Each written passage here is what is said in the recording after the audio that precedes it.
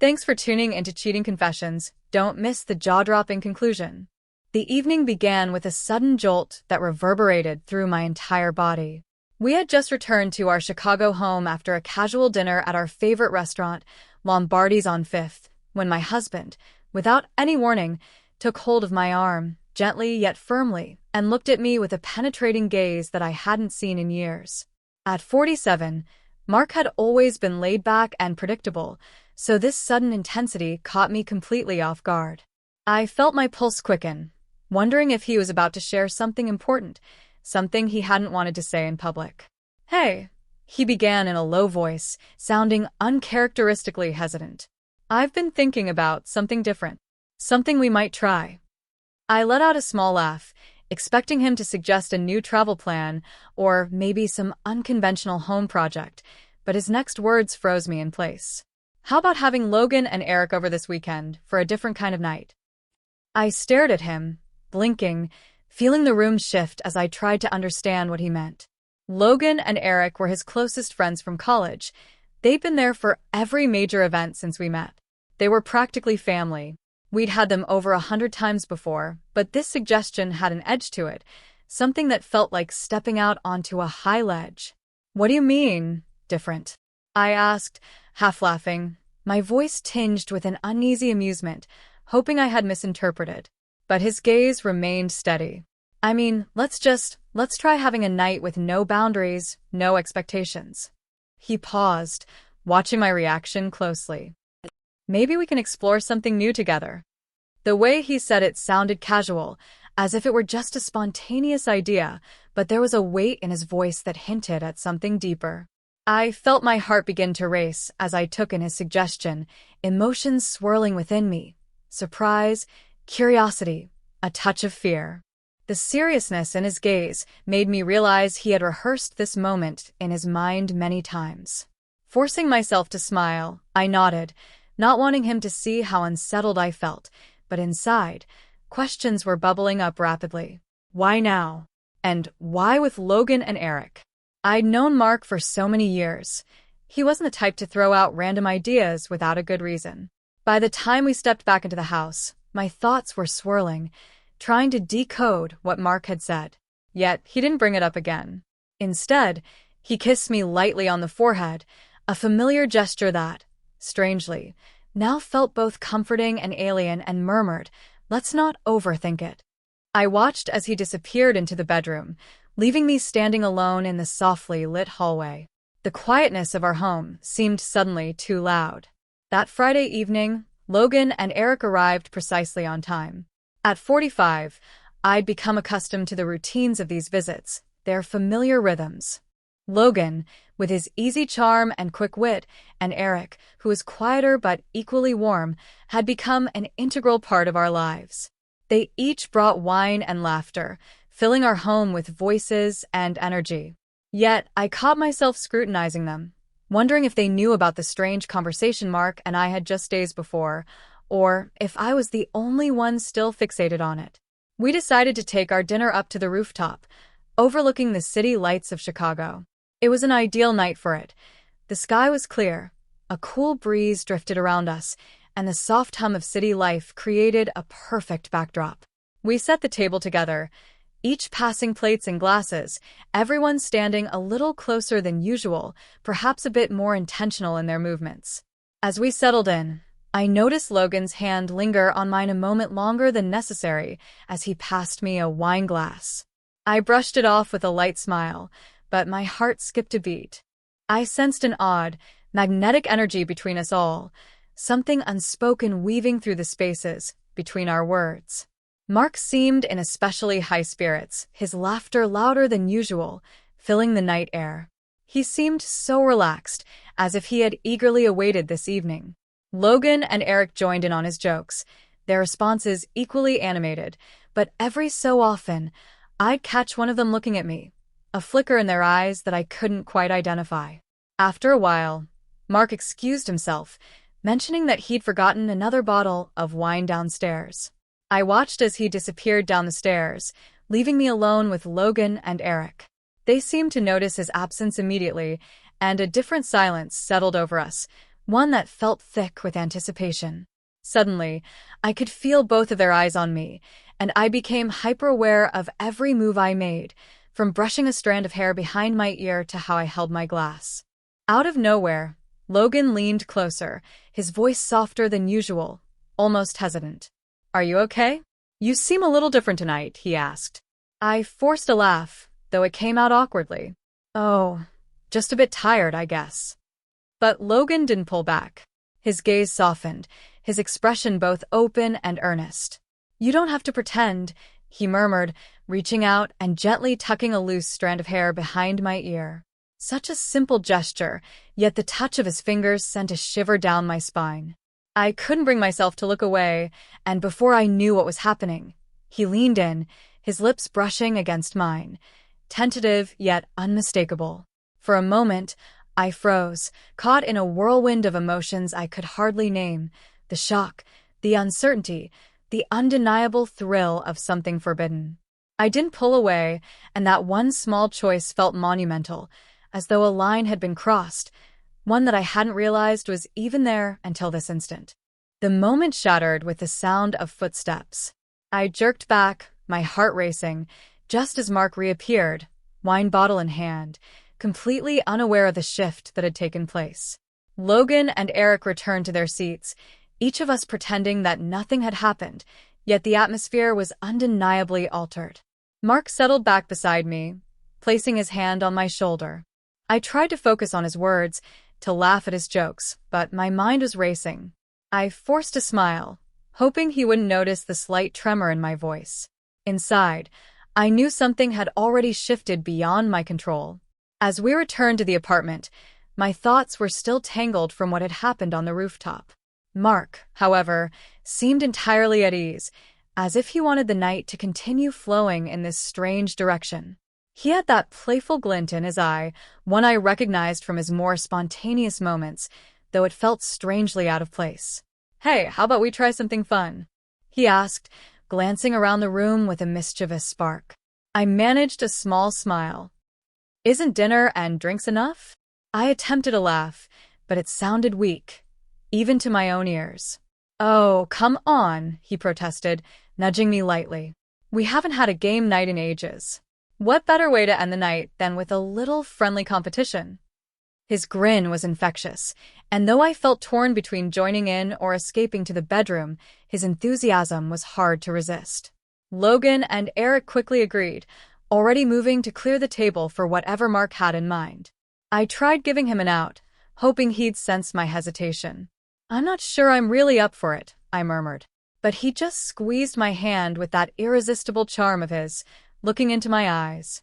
"Please?" he asked, giving me that familiar, imploring look. With a reluctant sigh, I nodded. "All right, just for a bit." In minutes, we were gathered around our old coffee table, the room dimly lit, casting long shadows that gave everything an almost surreal vibe. I was hyper-aware of every movement, every glance. Eric handed out game pieces, explaining the rules, and we all settled in, though I was still shaken by what had happened on the roof. The game started innocently enough. Mark was in his element, laughing, making jokes as we moved our pieces around the board. His energy was infectious, and I saw him watching us all with a certain pride, as though orchestrating the perfect evening. I tried to let myself relax, momentarily distracted by the game. For a brief moment, I almost forgot what had happened between Logan and me, almost. But as we played, the atmosphere began to shift. Our conversations grew quieter, laughter less frequent.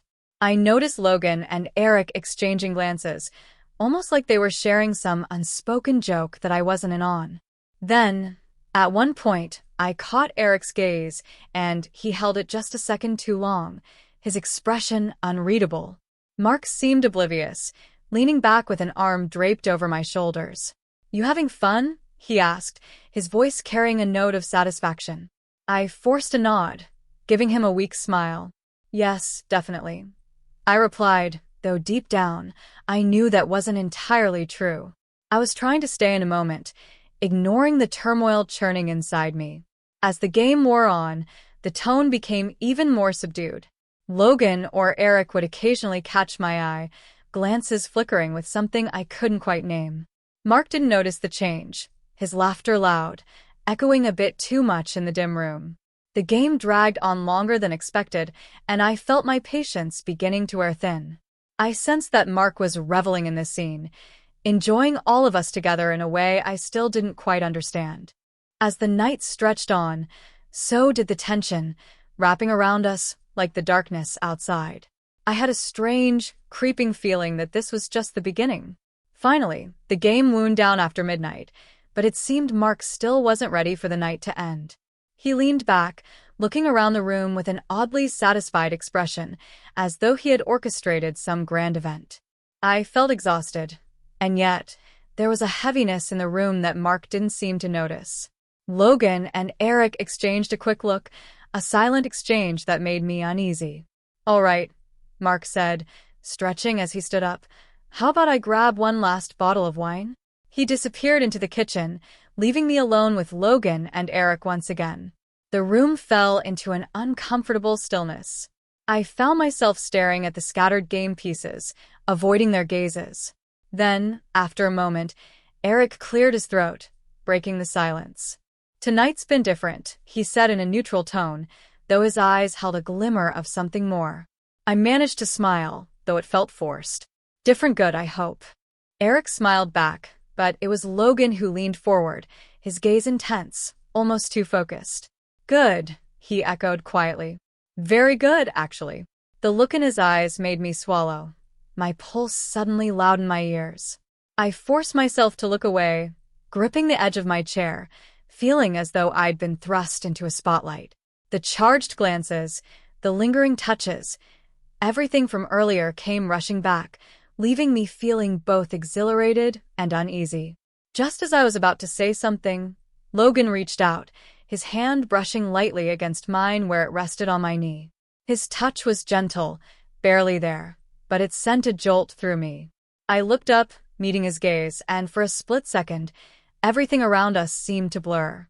His eyes held an intensity that made it hard to breathe, and before I realized it, I was leaning toward him, pulled by something I couldn't fully understand. Almost instinctively, I felt Eric shift beside me, his hand resting lightly on my shoulder. Caught between them, I felt the room closing in, the air thick with a tension I couldn't ignore. It was as if the boundaries that had once seemed so clear had dissolved, leaving me stranded in an unknown, thrillingly unfamiliar space. My mind screamed for me to stop, to pull away, but my body seemed to have a mind of its own, unwilling to end the moment. Logan's hand lingered on mine, his fingers warm and steady, and for a brief, breathless moment, it felt as though we were the only two people in the room. I knew it was wrong, that this was a line I could never uncross, yet in that moment, it felt impossible to resist. Suddenly, the sound of footsteps echoed from the hallway, jolting me back to reality. I pulled away, my heart pounding, just as Mark re-entered the room with the wine bottle, his face lit up with a contented smile. He paused, looking between the three of us, and for a second, I thought he might have sensed the shift in the room, that he might have noticed something different. But he moved on, filling our glasses as if nothing had happened. I could hardly look at him, guilt twisting in my stomach as he settled beside me, his hand resting casually on my shoulder, a familiar gesture that now felt strangely foreign. I forced myself to smile, to act as though everything was normal, even though every nerve in my body was still buzzing from what had just occurred. But Mark wasn't done with surprises. Leaning forward, his words hung in the air, and I felt a twist of uncertainty in my stomach, unsure if he was joking or if he truly meant it. I glanced at Logan and Eric, who were both looking at him with a mix of surprise and something else, an emotion I couldn't quite place. I opened my mouth to respond, but no words came out. Instead, I looked down, my mind spinning, trying to make sense of what he was suggesting. It was as though he were encouraging us to cross a line, one I wasn't sure should be crossed. The silence stretched out, thick and charged, until finally, Logan spoke, his voice low but filled with a new understanding. "You're serious, aren't you?" Mark gave a small nod, a faint smile forming on his lips. "I think we're all adults here," he said, his tone light, though his gaze was steady. We know how to handle ourselves. Besides, what's life without a little exploration? My heart pounded, a strange mix of curiosity, fear, and excitement bubbling up. I didn't know what to think or feel, and for a brief moment, I felt as though I were standing on the edge of a cliff, caught between the safety of the familiar and the thrill of the unknown. Mark's hand slipped down to mine, giving it a reassuring squeeze, as if to tell me that everything was fine, that there was no reason to worry. But the truth was, I didn't know if I could trust myself, let alone this strange new reality he seemed to be inviting us into. Looking around the room, we moved around the apartment in careful, measured steps, gathering game pieces and empty glasses, avoiding each other's eyes.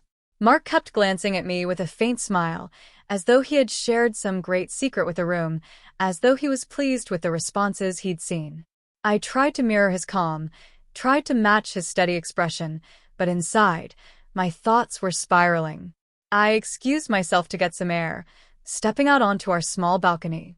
The cool night air brushed against my skin, and for the first time that evening, I felt like I could finally breathe. I leaned against the railing, staring out over the city, the noise from the streets below a distant hum that felt grounding. Closing my eyes, I tried to make sense of the chaotic emotions swirling inside me. After a few moments, I heard the sliding door open behind me. I didn't have to turn to know it was Logan. His footsteps were soft, and he stopped just behind me, his presence both reassuring and unsettling. Neither of us spoke, the silence between us thick and charged. "You looked like you could use some company," he said softly, his voice barely louder than a whisper, a gentle warmth in his tone. I nodded, not trusting myself to respond. He brushed his hand against mine on the railing, a light, fleeting touch that sent a shiver through me. I didn't pull away. Instead, I looked up at him, searching his face for any sign of hesitation, but his gaze was steady, filled with a warmth that made it hard to breathe. He moved closer, his shoulder pressing gently against mine, and in that instant, everything else faded away. The noise, the tension, the lines that had kept us apart, all of it seemed to dissolve, leaving just the two of us, standing on the edge of something unnameable. His fingers curled around mine, a simple, tentative gesture that felt both comforting and exhilarating. I wanted to say something, to break the silence, but my voice caught in my throat. Logan must have sensed it, for he gave my hand a reassuring squeeze, grounding me in a way that felt familiar yet brand new. "We don't have to pretend tonight," he murmured softly, his words barely audible over the city's hum. I opened my mouth to respond, but before I could find the words, he leaned in, his lips brushing softly against mine in a kiss that was gentle, unhurried. This time, there was no hesitation, just a quiet, steady certainty that sent a rush of warmth through me. The sound of laughter floated out from the living room, a reminder of the world just beyond the door. I pulled back, my heart racing as the weight of reality settled back around me. Logan watched me with an understanding in his eyes, as though he too felt the strange mixture of guilt and desire that left us both standing on the edge. Without a word, he stepped back, giving me space. The loss of his touch was like a sudden chill, and yet a part of me welcomed the distance. The boundaries may have blurred, but they hadn't disappeared completely. I turned back to the apartment, the familiar warmth of the living room casting a soft glow that felt almost surreal after the intensity of the balcony. Back in the living room, Mark and Eric were laughing about something, their voices filling the space with a comforting, familiar ease that felt strange in light of everything that had happened. Mark looked up as I entered, his face brightening with a smile. "Everything okay?" he asked, his tone light. I nodded, attempting to match his easy expression. "Just needed some fresh air," I replied, my voice steady even as my heart continued to race. Mark patted the seat beside him, inviting me to join. I hesitated for just a moment before crossing the room. I felt Logan's gaze on me as I sat down, but I kept my focus on Mark, doing my best to ignore the tangled emotions swirling inside me.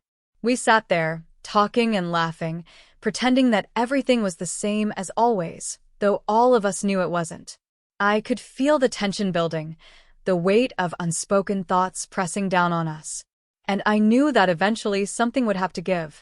But for now, we clung to the fragile illusion of normalcy. Across the room, I caught Logan's eye, and he gave me a small, reassuring smile, as if to remind me that whatever had happened, we were in this together. As the night stretched on, our voices grew softer, the silence between us deepening. And in that quiet, as the reality of the evening settled, I felt a strange sense of inevitability. We had crossed into unfamiliar territory, and there was no turning back. None of us knew what lay ahead, but one thing was certain: nothing would ever be the same. The next morning came too soon, sunlight filtering through the windows, casting soft, hazy patterns across the walls. I hadn't slept much, the weight of the previous night pressing down on me like a shadow. Mark lay beside me, his face relaxed and peaceful, as if nothing had changed. I watched him for a moment, feeling a strange mix of affection and something darker that made me turn away. The stillness of the morning felt like an unspoken reminder of everything that had happened just hours before. I slipped out of bed, moving quietly through the house, feeling like a ghost. The apartment felt empty, even though Logan and Eric were still here, asleep in the guest room. I could sense their presence, a constant reminder of the boundaries we'd crossed, of the lines we'd blurred. In the kitchen, I began brewing coffee, the familiar aroma filling the air and grounding me in a small piece of routine. Yet, even that felt different now, like a comfort that no longer fit. As the coffee dripped, I felt a strange clarity begin to settle over me, a quiet understanding of the depth of what we had done. The soft sound of footsteps drew my attention, and I turned to see Logan standing in the doorway. His expression was unreadable, and for a moment, neither of us spoke. It was as if we were both waiting for the other to break the silence, to acknowledge what had happened between us. But instead, he simply walked over, poured himself a cup of coffee, and leaned against the counter, his gaze fixed on the floor. "I didn't mean for things to get so complicated," he murmured, his voice barely audible over the hum of the coffee machine. I managed a small, shaky smile, holding my mug tightly. Neither did I. We stood there in silence, unspoken words heavy between us. I wanted to ask him what he was thinking, how he felt about everything, but the words wouldn't come. I wasn't sure if I was ready to face whatever answer he might give. Finally, he looked up, meeting my gaze with a quiet intensity that made my heart skip a beat. "Do you regret it?" he asked, his voice low, hesitant, as if he wasn't sure he wanted to know the answer. The question caught me off guard, and I felt a pang of guilt twist inside. I opened my mouth to respond, but the words wouldn't form. Did I regret it? The logical side of me screamed that I should feel nothing but remorse. But there was another voice, a small, quiet whisper, that spoke of something else, something I wasn't ready to face. Before I could answer, the sound of the guest room door opening broke the silence. Eric appeared, rubbing his eyes, blinking in the harsh morning light. He looked between us, his expression shifting as he took in the tension in the room. I saw a flicker of something in his eyes. Understanding, maybe, or resignation. He didn't say anything, simply poured himself a cup of coffee and joined us at the counter, the three of us standing in a silence that felt both familiar and foreign. Just then, Mark entered the kitchen, his face lit up with a sleepy smile as he wrapped his arm around my shoulders. "Morning," he murmured, pressing a light kiss to my temple. His touch was warm, comforting, but it only made the turmoil inside me stronger. I forced a smile, leaning into his embrace, but I could feel the weight of Logan and Eric's gazes, the tension thickening the air around us. We sat down for breakfast, the four of us crowded around the small table, pretending everything was the same. Mark filled the silence with light conversation, his laughter ringing through the room almost painfully loud. I could see Logan and Eric's strained smiles, their forced laughter. I felt like an outsider, watching a scene I didn't belong to, as though I'd stepped into someone else's life. As the morning wore on, the reality of what had happened weighed heavily, like a fog that I couldn't shake. We had crossed a line that couldn't be undone, broken something fragile in our attempt to find something new.